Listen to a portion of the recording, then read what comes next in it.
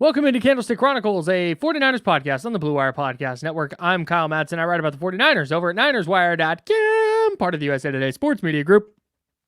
Joining me now, world traveler Chris Biderman, and it's a little Super Bowl happy hour. We're chilling. We're talking some Niners stuff. Jed York said something interesting today. Chris, I want to run by you the chat I had with Evan Giddings from 95.7 The Game on our previous episode, and just kind of get your quick thoughts on that. Niners practice report came out. Eric Armstead didn't practice. We'll talk about what that means. Plenty to get into, but before we do that, we, of course, are sponsored by Lamb Chops. It is the official clothing brand of Candlestick Chronicles. If you are watching on the stream, Chris is rocking that ash gray hoodie, which I wear whenever I have an excuse to wear it.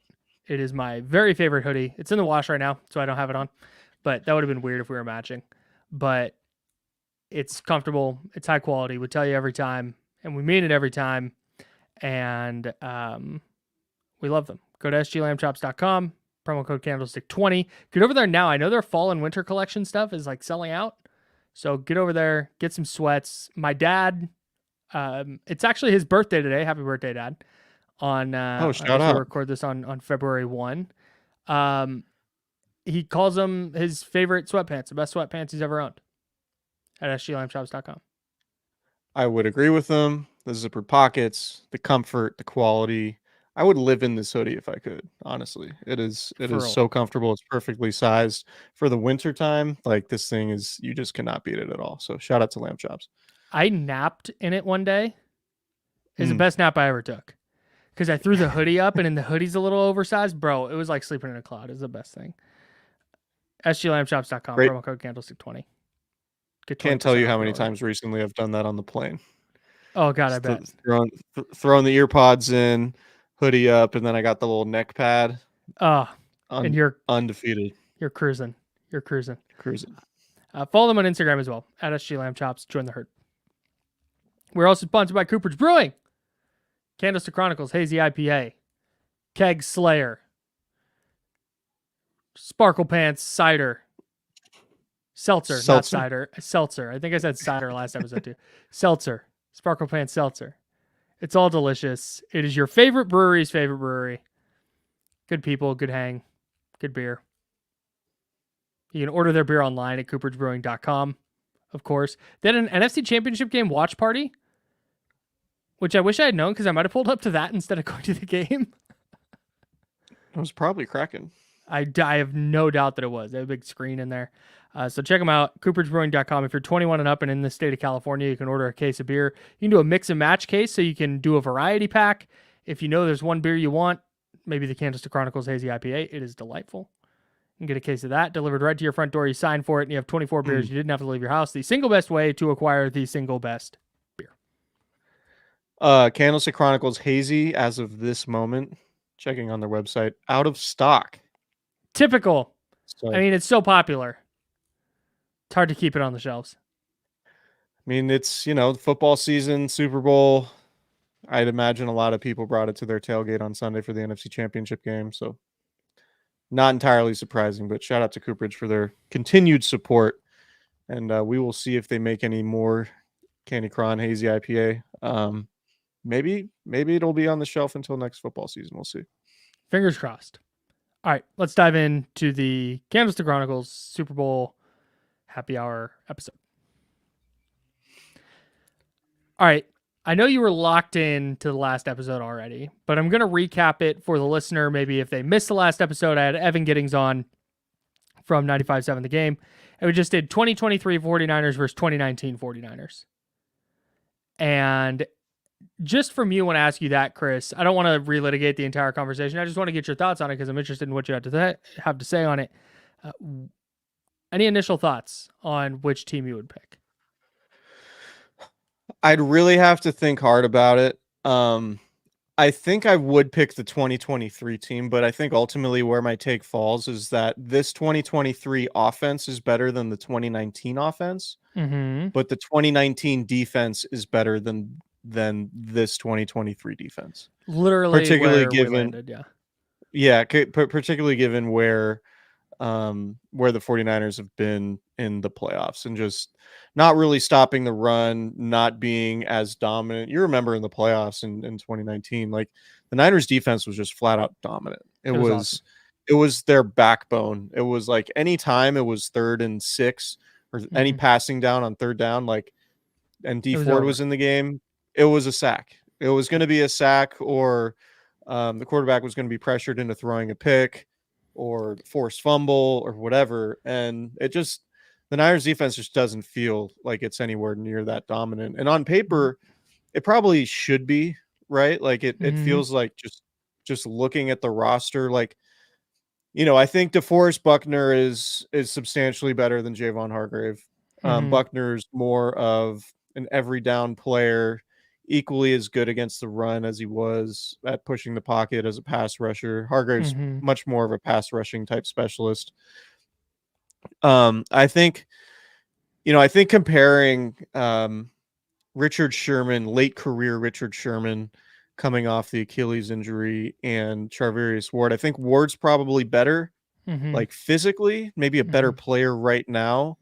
But who Sherman was to the team in terms of a veteran leader and somebody who could basically call out the offense's play based on pre-snap alignment, right, and, you know, receiver splits and all of that stuff. He was just, you know, it's such a cliche to talk about a guy being like a coach on the field, but Sherman was so valuable. His mind was so valuable to that defense in the secondary. And I do think Jimmy Ward is just a big loss. Like, not having Jimmy Ward right now is a really substantial loss for the Niners, because, you know, I think Diamador Lenore has played fine in the slot, but just think about the lack of depth the 49ers have dealt with at safety all season, how Jimmy Ward would have helped there. How early in the year they were trying to figure out their slot situation. Jimmy Ward could have certainly helped there too. You know, he was a great player. And when part of Robert Saleh's game plan in the Super Bowl after 2019 was to throw Jimmy Ward on Travis Kelce. And that was a much better version of Travis Kelce.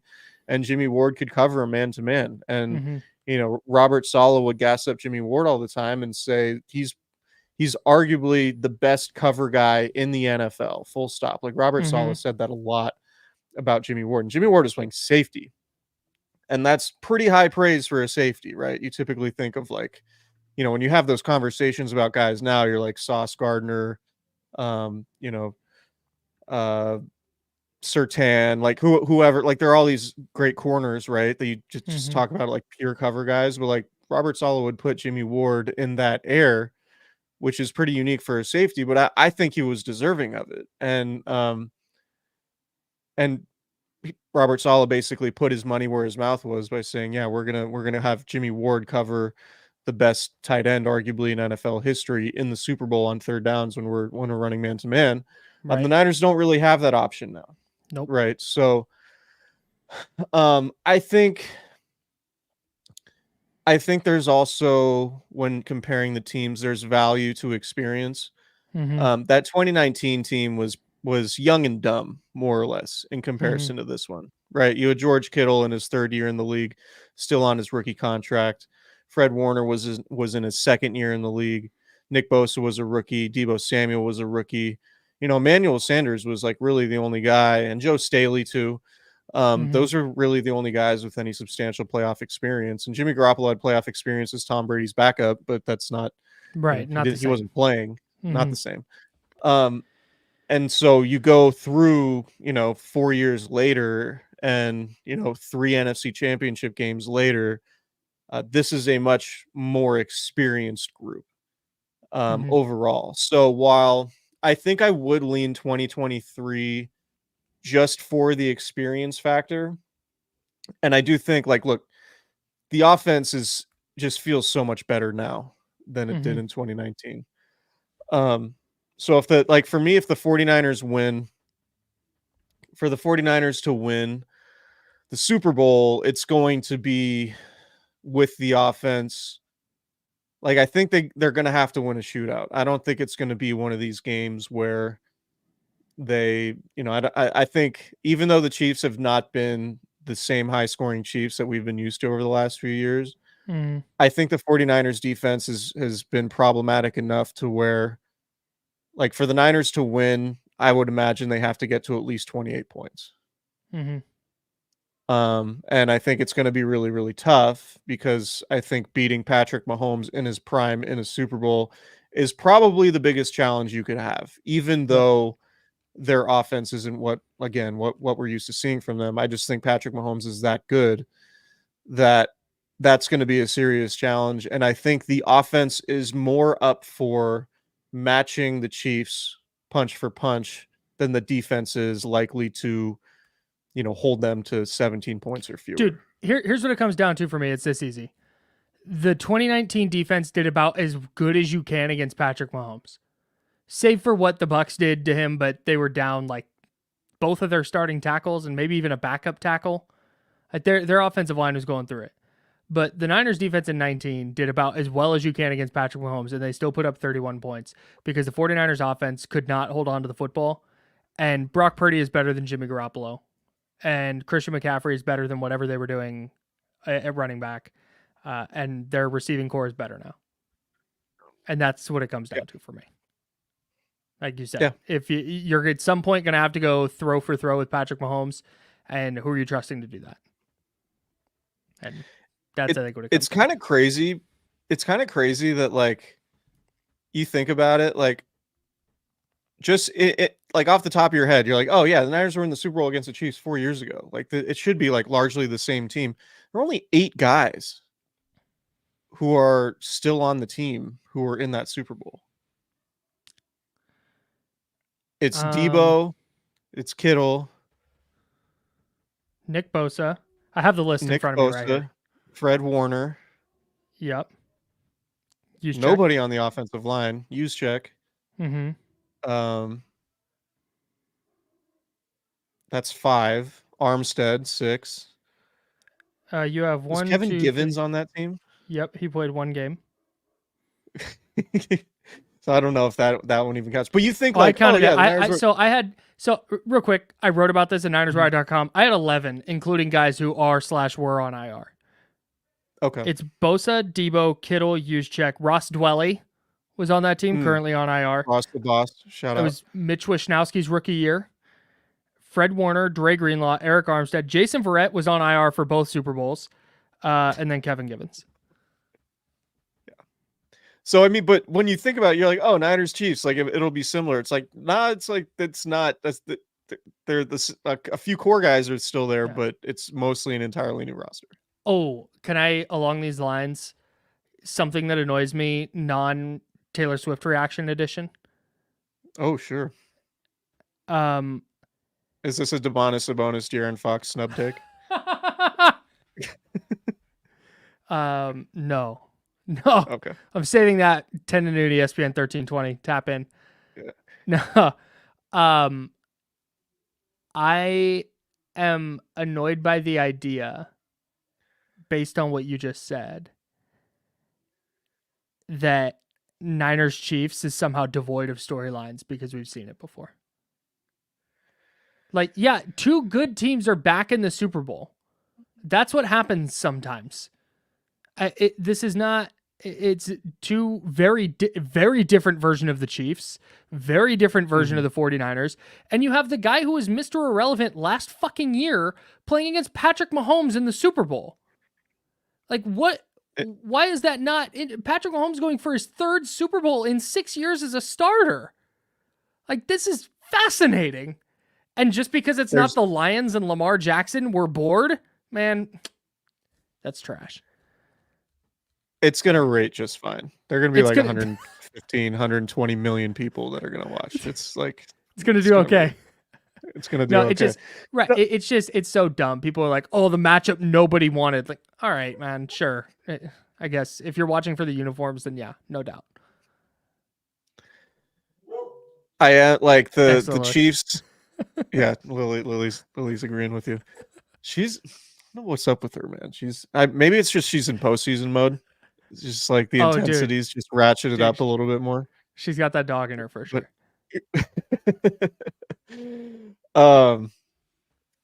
Yeah, I think it's a really good Super Bowl. I mean, we're obviously biased because we have a Niners podcast, but in terms of, like if you were just to, I mean, what would be a better matchup from like a eyeballs storyline perspective? Would it be the Ravens? Because you could also Yeah. say we just watched the Niners and Ravens play. Well, yeah, it would be Lions Ravens. Lions first trip to the Super Bowl, Lions, yeah, and it gives everybody another 2 weeks to talk about how awesome Lamar Jackson is. yeah. And that would be, if you're watching to see something you've never seen before, then you're going to be disappointed a lot because typically the good teams go to the championship game. I don't know, man. I don't know.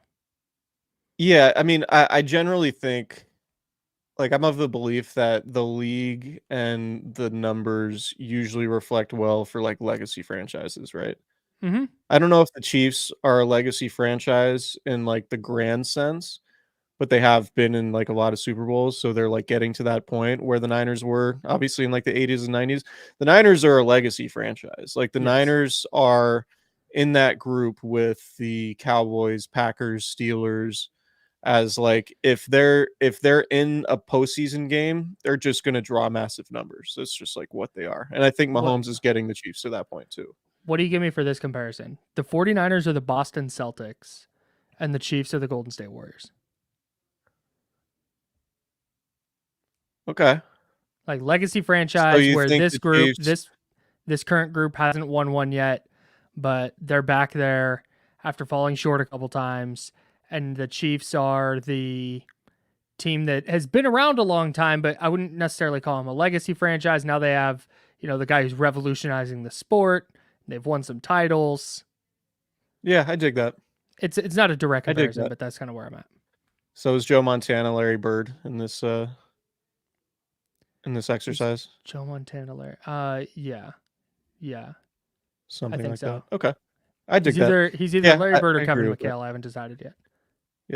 Yeah, and like the other funny thing, and it's been pointed out in the chat too, and we've talked about this, but LT Simple Jack says it blows my mind how numb people are to how insanely cool, unprecedented Brock Purdy's story is.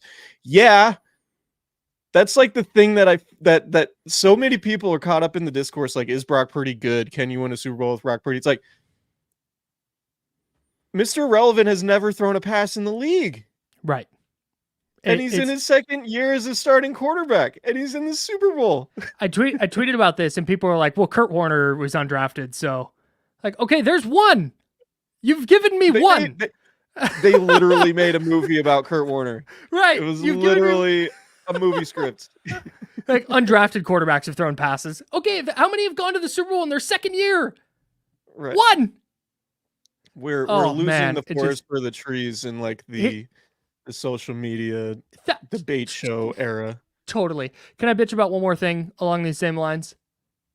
Lamar Jackson. Yeah, I mean, I don't know why Carl Towns made it over Domas either, but look, points, rebounds, assists, wins. No. No. Have you seen their effective field goal percentages? I'll wait. Domas is like if Bill Russell and Wilt Chamberlain had a baby and he's just out there hooping. No, anyways. Short arms. No, so Lamar Jackson faced plants in the playoffs again in the AFC title game. And one take was, well, this is their first big game. So what can you like really, which is stupid. But the take is, well, I mean, Peyton Manning at year 9. Oh, look at, this guy had to wait this long to get one. And Lamar has time. And he does. He absolutely does.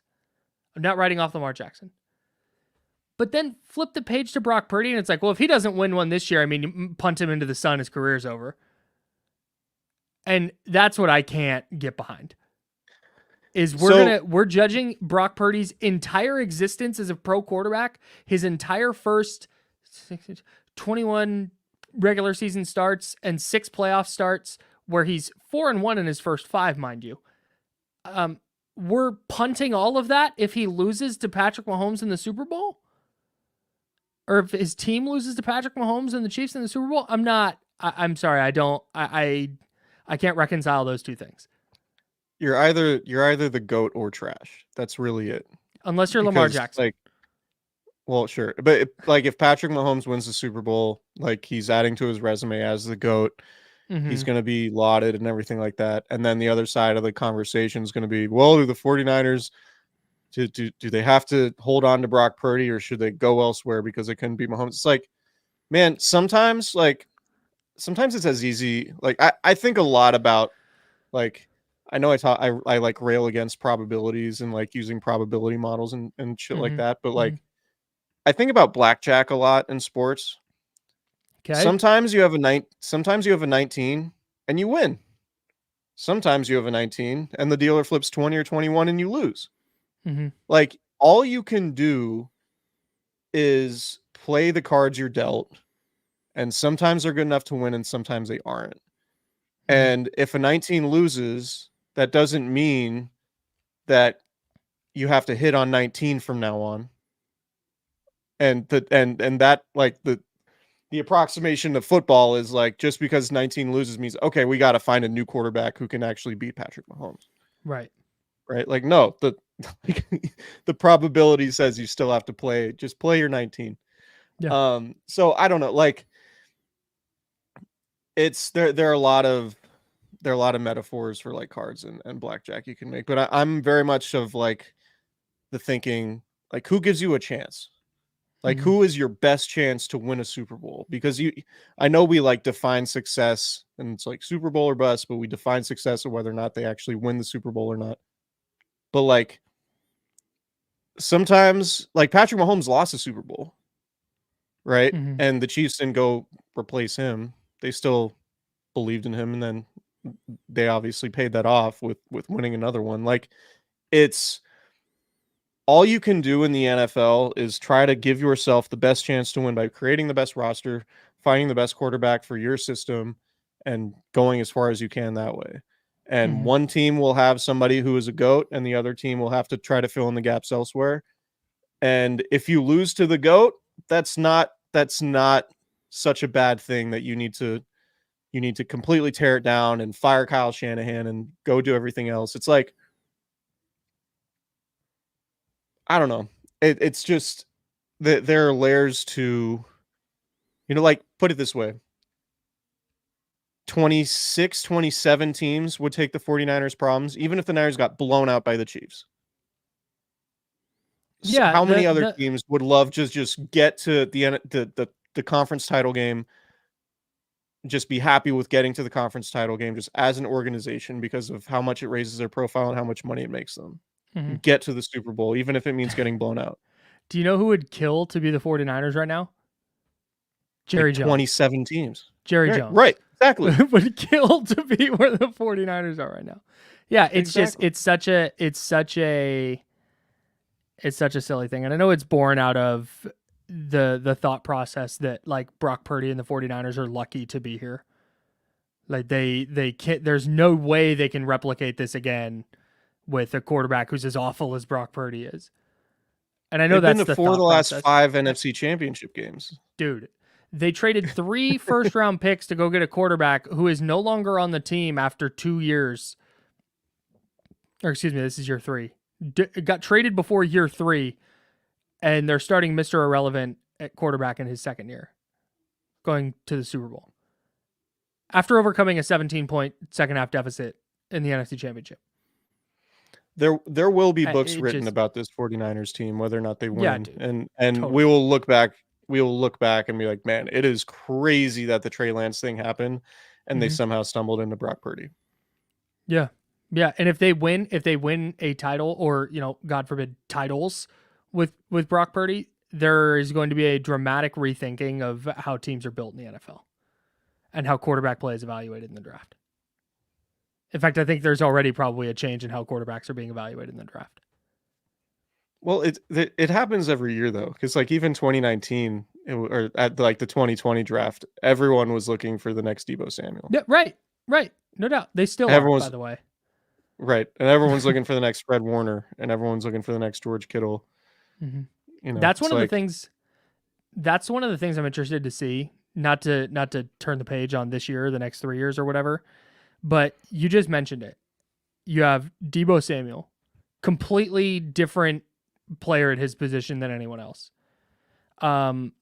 George Kittle, not different, but really a multifaceted blocking beast who can create explosive plays as a pass catcher after the catch.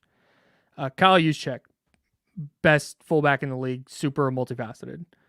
Fred Warner, like prototype at his position. Dre Greenlaw, same kind of deal. It's a lot of guys who are just prototypical. Yeah, that's the exact type of guy you want at that position, but they have it at like 9 positions. It's wild. Yeah. They've done a good job staying at the forefront of what the league is looking like.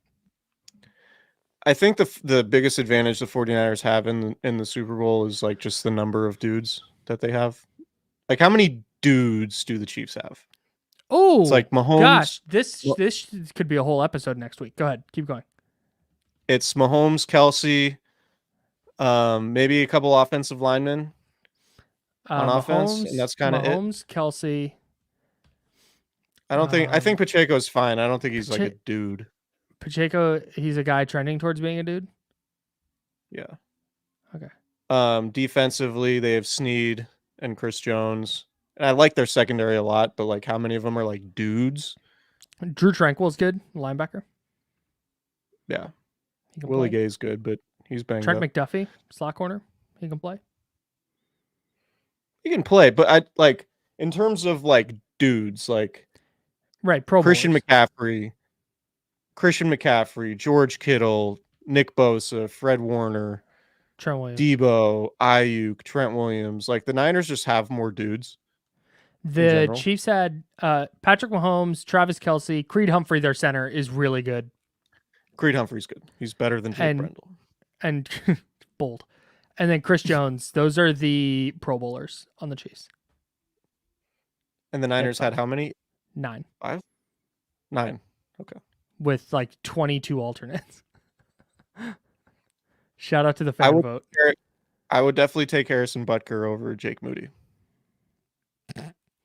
That was the other in our 2023-2019 comp. It's like special teams give me 19 all day. That's a good point. It's a good point. Oh man. That is a Chiefs, good point. Did you have anyone who can catch a ball besides Kelsey? Rice is good. Rashee Rice has come on nicely. Marquez Valdes-Scantling out of nowhere came up with a huge catch in the AFC title game after dropping everything all year. I think Mecole Hardman might be a huge factor on jet sweeps and stuff. He killed the 49ers in 2022, if you remember that game at Levi's. A lot of Sky was falling after that game, and then the Niners won basically, what? They won out. 10, 11 games in a row? Yeah. No, they ended up passing the franchise record for consecutive wins. Yeah. Over the 2 seasons. It's crazy. Jerick McKinnon, revenge game. Oh, dang. Talk about it. Blaine Gabbert, revenge game? Oh, little pieces of gold. Oh, boy. See, we're mining the storylines that no one else is talking about. Speaking of storylines, we want to talk about what Jed York said in the we do in the media room today. Yeah, we do. I wonder. Oh, let me see if I can get this pulled up on our stream and then play the video off the stream. Oh, you can. Yeah. I'm definitely going to try it. Here we go. Technology. Here's the stream. Technology. I should have practiced this beforehand. There's that. Oh, I have to share the screen. So, there we go. Present. This is good. Present. This is good. This is really good audio. Shout out to everyone listening on the podcast. Yeah, thank you everybody for listening. We appreciate you greatly. Oh, okay, there's that. We're loading. Here it is. There he is. Let's go. I said his honesty, his directness. You know, I mean, we haven't. Is it playing? Talking about Kyle Shanahan. About Brock, yeah. But I mean, that's a good example of Kyle's directness. You know, last year in preseason, think week 1 of training camp, which you have a quarterback that we're paying, I think, $20 million to. You have a guy that you drafted with investing 3 first-round picks into, and he grabs me after practice. He's like, hey man, we got to talk. And that's really not a good thing when coaches tell you got to talk. Like, all right, what's up? And he's like, I think our third-string quarterback's a better quarterback. I'm like, okay. I'm like, what does that mean? He's like, well, obviously, like, we've invested in Trey. Like, Trey's doing a good job. Like, we're going to do everything that we can. We're not going to change that. And we're not going to change the depth chart. But, like, I think Brock will end up being our quarterback at some point. And, like, he didn't force it, right? You had 2 injuries, and that's how Brock ended up playing. But he's always honest, even if it's not, like, one thing that owners don't love to hear when they've invested money and or draft picks or both into people, that the last pick in the draft is the guy that we think is the best. That's generally not great news, but he's honest, and he let it play out the right way.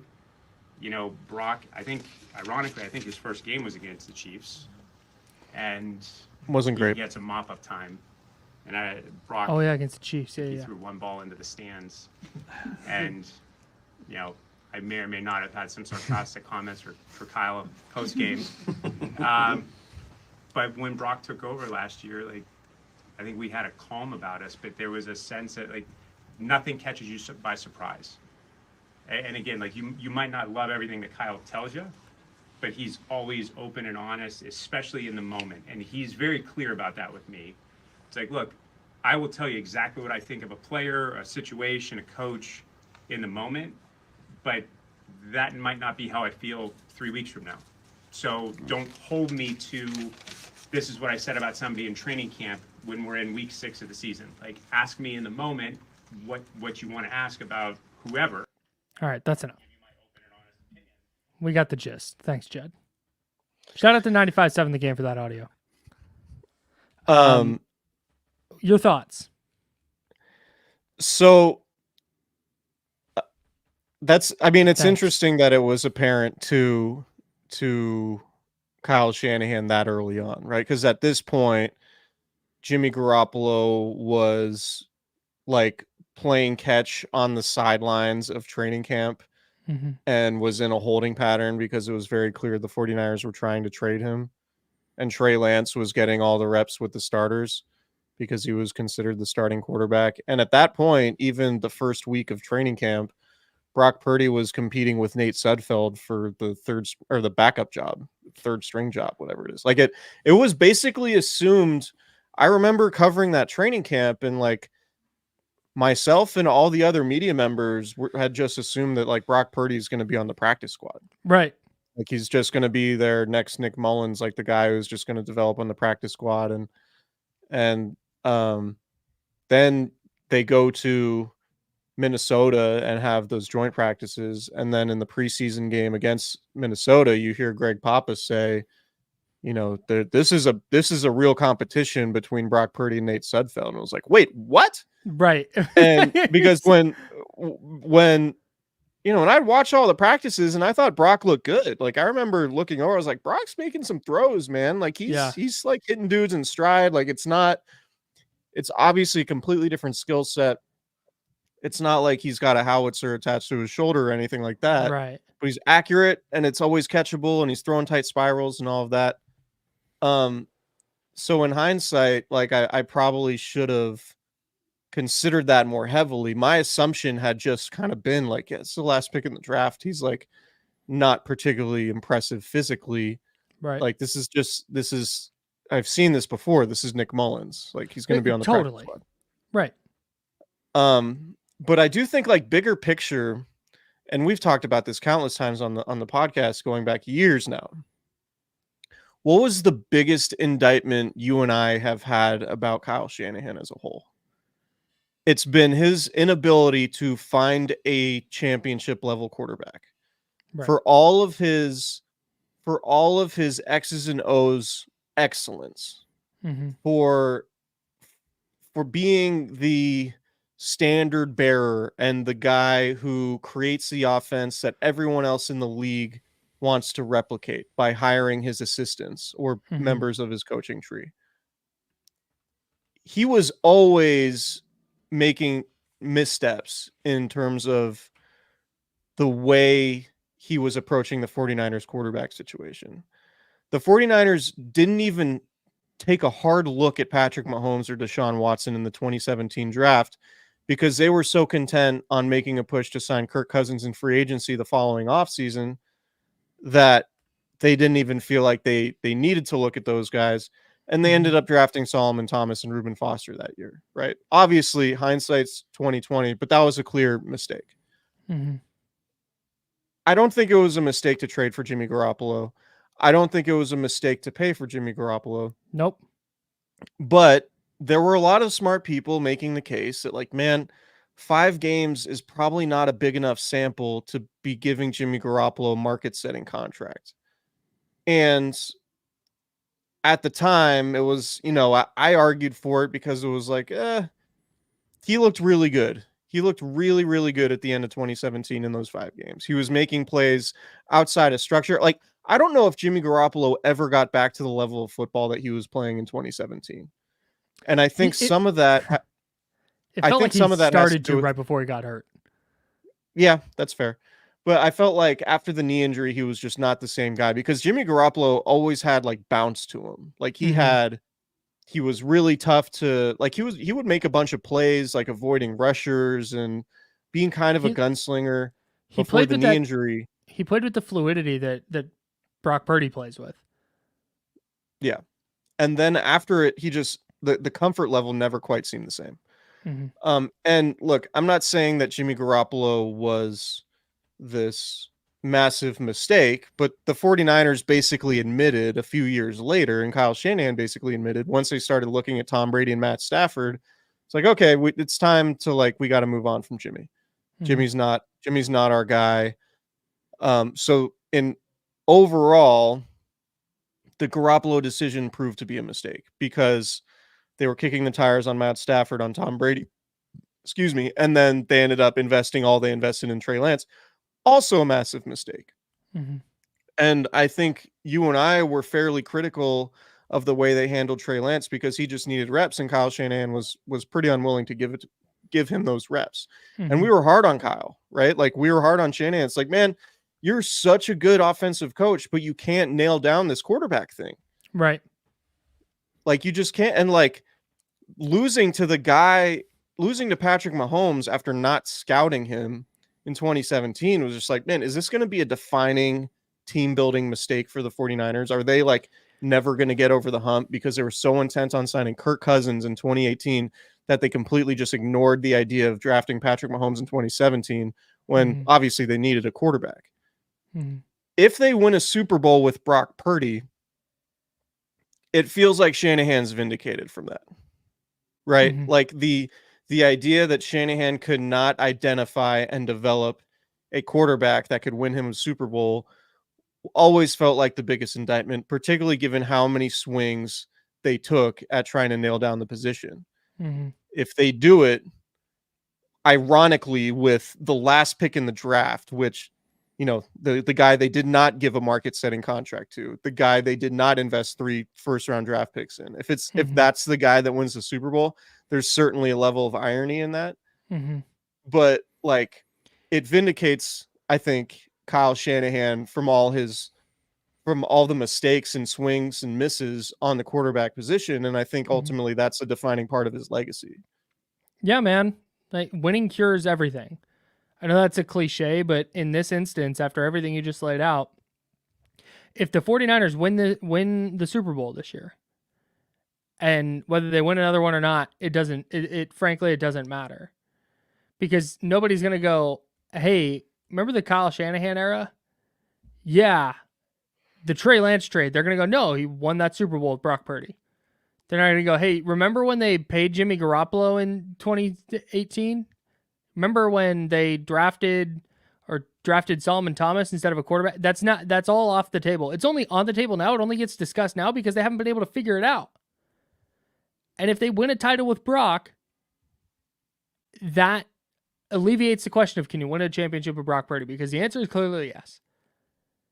And every team, dude, the Jets, the Bears, currently the Carolina Panthers, the Arizona Cardinals, like pick a team. They're dying to find a quarterback that's going to take them to that level of success. Right. I didn't mean to throw Kyler Murray under the bus, but I was trying to think of teams that hadn't won a Super Bowl ever or recently. You think Kyler's watching the live stream right now? I think he's locked in. Yeah, he's probably pretty dialed. So my wonder bad, what the dog. Niners pods are saying. Nobody better be throwing me under the bus on a 49ers pod this week. Oh, damn it. Oh, Son of a... window. What are the odds? Adds Kyle Madson to his list next to his desk. It's like Kyle Madson, Cliff Kingsbury, Mark Kotze. No, no man. It's good. No, I just think they're like the whole quarterback discussion surrounding Kyle Shanahan and all the swings they took. Like, if he ends up being right on Brock, that is a stroke of genius after a bunch of like swings and misses. Yeah, and I'm sorry, it's not. I've seen it phrased like, "Oh, they got lucky on Brock Purdy." Like, I don't know. No, they didn't. Brock Purdy didn't randomly stumble into their facility one day. They had a draft pick and they picked him. Like they didn't luck out. Like they purposely called his name to get him in their building. They were lucky in the sense that like he lasted, but that's sort of what like playing the market is, right? Yeah, like you evaluate the market and you find inefficiencies and you find values, and if you hit on a guy in the 7th round, you're not lucky. It's like, no, they drafted him. They weren't lucky to draft George Kittle in the 5th round. They weren't lucky to draft Fred Warner in the 3rd. They weren't lucky to draft Debo. It's like when you have a track record of drafting players outside the 1st round who end up turning into really good players, you can't argue that if it happens again with a quarterback in the 7th round that, oh, that's luck. I kind of wonder what would have happened if Shanahan had taken that, what we just heard from Jed York, if he had taken that to its logical conclusion and been like, all right, Brock Purdy's the starter for week 1. I'm super interested in what that would look like. Not from a media standpoint, an outrage standpoint, and what are they doing and this and that. Like, not from that. But what does Purdy look like? Does he look like he did against Miami? Or does he look like he did against the Chiefs, where he was awful in mop-up duty in week, what was that, 7? I have very little recollection of that game. Purdy did not look good. He threw an interception in the end zone at the end. Yep. It was not great. But the pass that Jed's talking about, I think, was supposed to be a deep out, and he just sailed it over the bench. Yeah. It was ugly.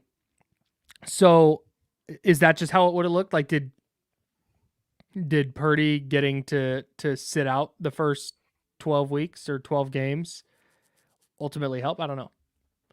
But I have a hypothetical. Yeah. Say Trey Lance never gets hurt. Mm-hmm. Does Brock Purdy, does Trey Lance play so poorly that Brock Purdy ends up replacing him at some point? Or does Trey Lance improve with the reps that he gets and turns into a viable winning starting quarterback? I'm sticking with what I've said the entire time. I think he would have improved. I think Trey Lance would have been good. If you watch, and I know it's not apples to apples because Jordan Love got all those years to sit, but go watch Jordan Love in the first couple preseason games and the first couple regular season games, and then go watch him over the last 6 weeks of the year. There is a dramatic improvement. I think we would have seen that from Trey. That's just what I think. I think so too. Because so did the 49ers make a mistake trading Trey Lance? No. I would make the case that Trey Lance's camp made the mistake by desperately wanting out. If that's indeed what happened. Right.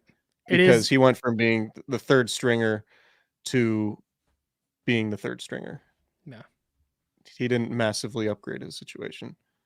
You could even make the case he became the 3rd stringer behind a worse starting quarterback. Well, that's for the Cowboys podcast to to tap into. Rob, I did this. Rob just coming in here firing shots at you, dude. That's I crazy. mean, why? Because we both wear hats and hoodies and glasses. Yeah. I think if you've seen Kyle and I in person, I don't think people like mistaken us for brothers or would say that we're No, brothers. it's got a real like Arnold Schwarzenegger, Danny DeVito vibe. I wouldn't go that far. On a podcast, I not get go it that though. far. On a podcast, I could see See, it. yeah, I'm a pretty like when it's generic looking just guy. these little windows. I probably should. I mean, full disclosure, it's been a long no. travel day for your guy. Mm-hmm. And oftentimes, and even like if you watch the videos, I don't often dress up. Like I wear a hat and a hoodie because I don't feel like doing hair, like looking presentable. I'm Same. just like this is just kind of the maybe I shouldn't admit this, and maybe I should just like put more effort into, you know, being presentable on this video streaming platform, but That's why I love a lamb chops hoodie though, is because it is presentable. fair. Can I tell you my Okay. prize picks? I don't have any football to make an entry with, so I did an Do they NBA have- one. They didn't do Pro Bowl prize picks? I don't believe so. Let me check here. What a missed No, opportunity. I don't see any Pro Bowl prize picks. So I'm just doing Because NBA. they do a flag football game, right? Yes. Okay. I'm guessing it's just impossible to try and create stat projections for that. So if you're unfamiliar with prize picks, it's daily fantasy sports.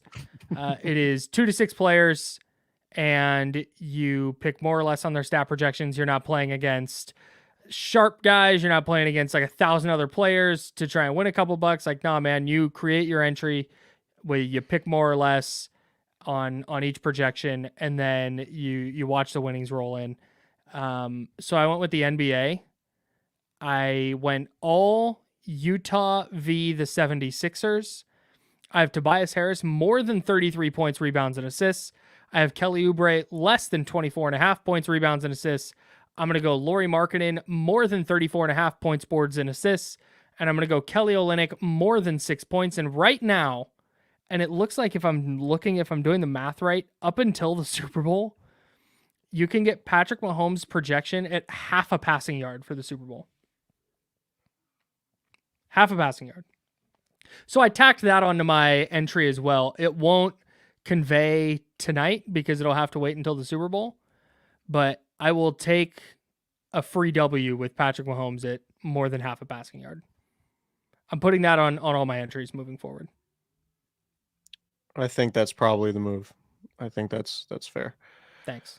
PrizePicks.com/candlestick. Promo code Candlestick for a first deposit match up to $100. That is PrizePicks.com/candlestick. Promo code Candlestick for a first deposit match up to $100. It is my favorite way to watch sports. Get in there in time for the Super Bowl, create some entries for the Super Bowl, and enhance your enjoyment of the big game, whether you are a 49er fan or not. PrizePicks.com. Daily fantasy sports made easy. I'm done now.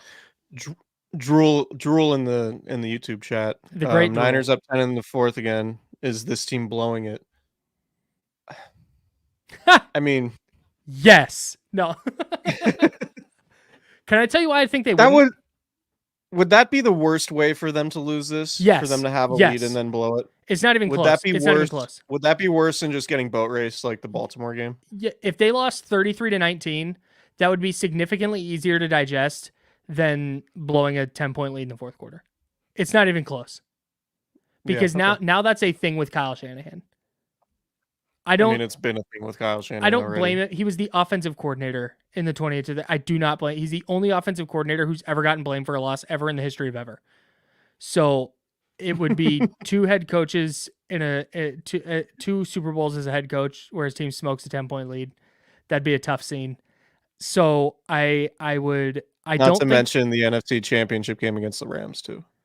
Oh, that's another good one. That one's tough because they were up 10 going into the fourth quarter, but the Rams had the ball at like the 1 to start the fourth quarter. And I think punched it in on the first play.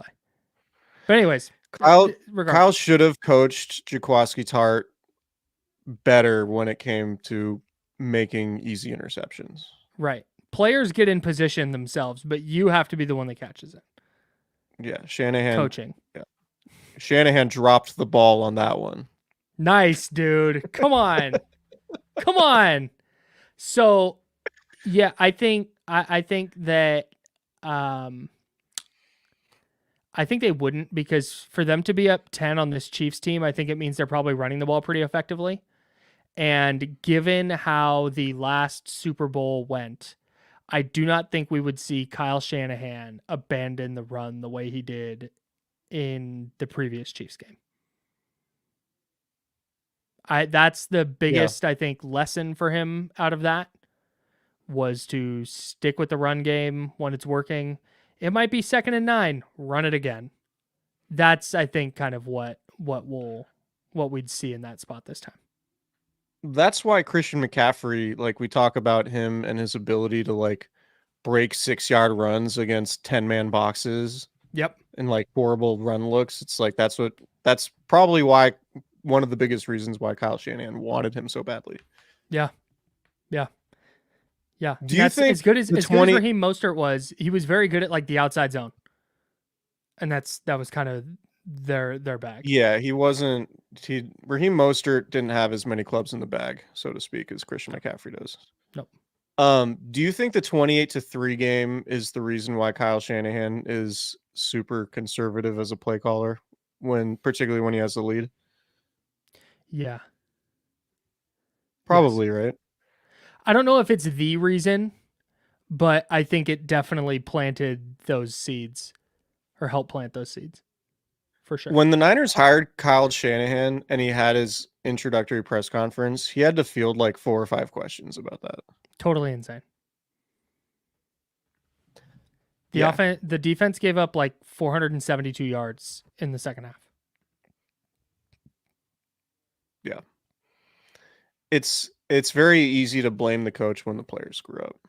I think that's something that happens probably too often in sports. It's like the players screw up and it's like suddenly the coach's fault.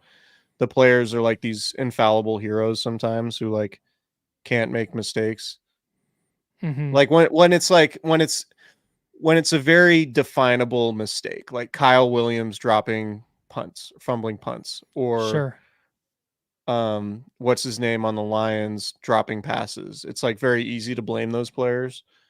But when players like do nuanced or like have nuanced missed assignments that we can't easily discern as the football viewing public, the first thing we do is blame the coaches, where it's like, nah, man, if offensive lineman X just like makes his block a little bit better, then the play works. But instead it's a holding penalty that takes the team out of field goal range and then starts this cascade of events that leads to losing the game. Like, do you know all on the coach? The Patriots in that fourth quarter, because remember they went, it was 28-9 going into the fourth quarter. Mm-hmm. The Patriots in the fourth quarter had 263 yards of offense. Yeah, that's insane. That's nutty. 263 yards in a quarter, dude. It's funny you should mention that because Dan Quinn got named the Durs head coach today. I'm sorry, 201. My math is bad. 201 yards in the fourth quarter only. Dan Quinn was the Falcons head coach, right? Yes, he was. Okay. Dude, the Durs were scrambling. They thought for sure they were getting Ben Johnson. I think everybody thought they were getting Ben Johnson. Yeah. And then they're like, Dan Quinn, I guess. Like, why not just keep Ron Rivera at that point? It does feel like a different version of Ron Rivera. Yeah. Why not Vrabel? Mike Vrabel must just be a real, like, dick. Like, he must be real tough to work with. I was really surprised. I mean, the Belichick thing is a completely different conversation because he's probably still a guy who wants, like, control over the entire operation. Or Adam Peters is like, nah, I'm not going to hire Bill Belichick, to be my head coach, like, and supersede every decision I make. Right. But it's kind of interesting. I don't know, like, because Rand Carthen, the Titans GM, obviously used to be with the Niners. Mm-hmm. Adam Peters, the Durs GM, obviously was with the Niners for a long time. Mm-hmm. I wonder if there's like a similar line of thinking or personality dynamic that they're like, yeah, we're not really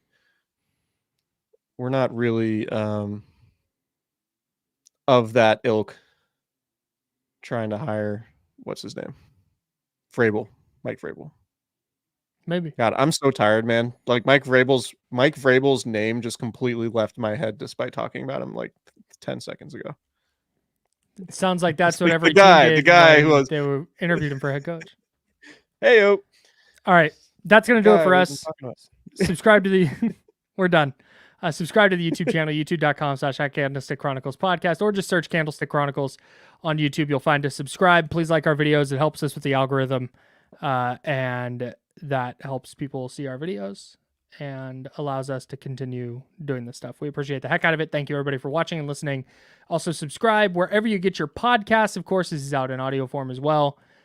Wherever you get your pods, Candlestick Chronicles, subscribe, rate, and review. We will see you next week to begin the Super Bowl previews for real. See you, everybody. For real. For real. Dead ass.